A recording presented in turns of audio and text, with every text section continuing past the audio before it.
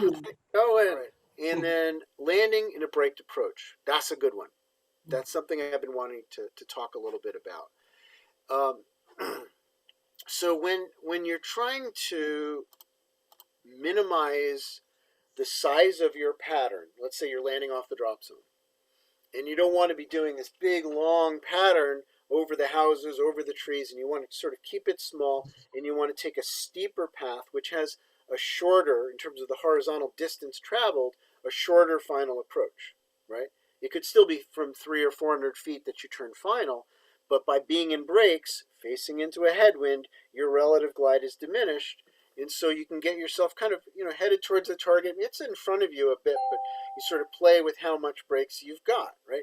That's wonderful. And when you add a headwind into it, you can make a turn off of the wind and then extend yourself out. It's as if you pointed that way, but you didn't. If you were in full flight when you made that, say, 30-degree heading change off of the wind line, it would be a smaller effect in terms of moving you away. You add the brakes, and now by reducing the airspeed, you side slide very effectively. And I recommend all of you, when you've got no traffic around, maybe you get open higher than everybody else, maybe you do a hop and pop. When you've got a day where there's no turbulence but some wind, fly a braked approach. Now, one of the things I want to add here, though, is that the downwind leg, if you want to shorten it, you don't go to brakes. Not on the downwind, right? Because that'll extend your glide. It'll make it a much greater distance. You're going to be blowing with the wind. So the downwind leg, your hands are up, and as you start to go to the turn to base leg, you're then adding the brakes as you make the turn, and you're going to turn a little more than 90 if there's wind, right? And you sort of slow things down, and don't be afraid if you don't like what you see, just make a little sachet, a little rock back and forth, that kind of a thing. Maybe it's just a heading change, but be ready to get it on final high enough that you can explore what this stuff does. Because if you've got any wind at all, you can create some pretty profound effects, and you might be surprised by things like, all right, I'm in the braked approach, I'm looking pretty good, but I need to go a little bit further. I'm going to come up short of my target.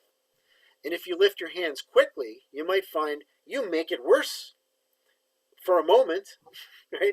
Because the canopy will surge, it'll lose altitude faster, and you didn't do what you intended to do. So maybe you play around with let it up, let it up, let it up, right?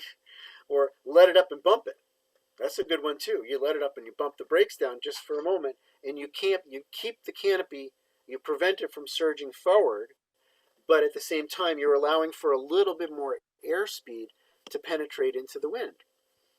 Another thing that you sometimes will have to do in the extreme case there is go off of the brakes into the rears, and that's a big move. That's a lot, because if you don't do it right, you can find yourself surging. So you might go and then rears, right? Mhm. Not in one motion, right? To be able to extend your glide and go a little bit further because you sank it Thank too you. too deep. The the other thing that you want to play with is how much altitude does it lose and how much time does it take to go off of the brakes to collect some airspeed so that your flare is effective. All the parachutes are a little bit different, but it's also in how you do it.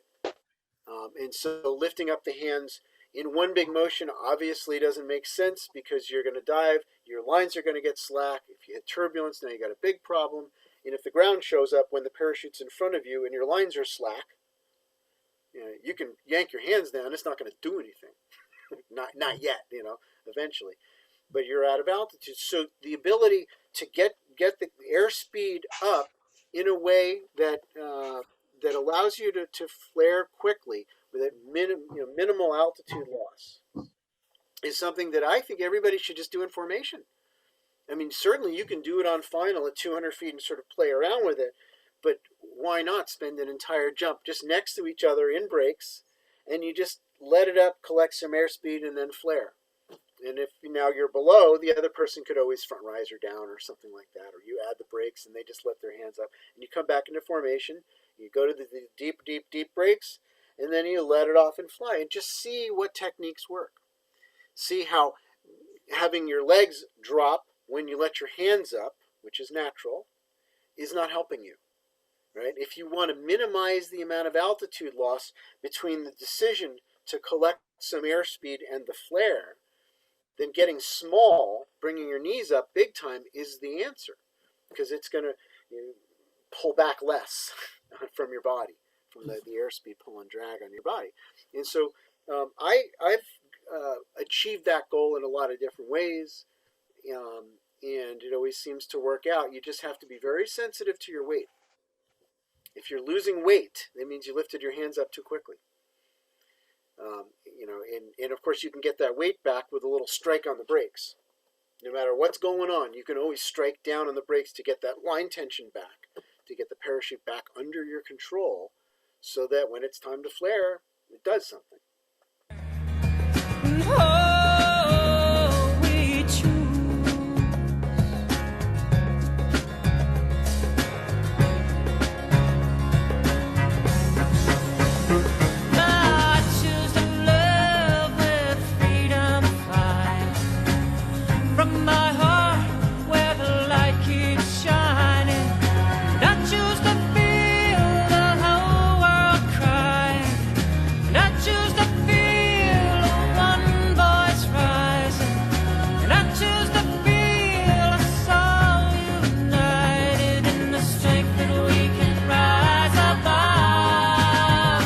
I choose